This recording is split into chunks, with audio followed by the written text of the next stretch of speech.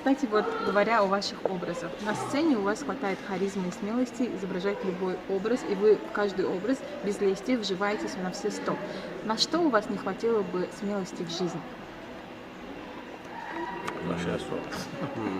За последние несколько лет нормальный вопрос. Да. Поэтому задумались.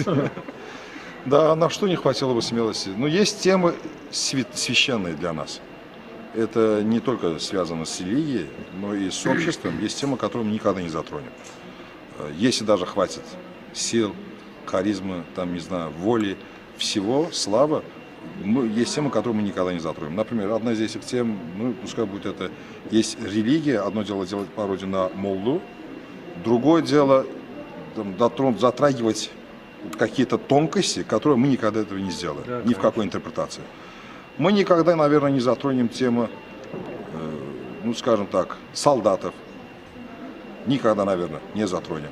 Это тоже для нас святое, это наше. Тут имею в виду наших, азербайджанскую армию, дай Бог им всем здоровья. Но из этого цикла есть несколько тем, которые мы никогда не затронем. Haram kalbasana reklamasında çəkilməliyik.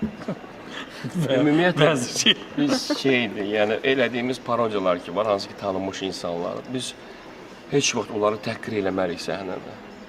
Ya biz onları parodiya eləyərik, amma təhqirə keçmərik.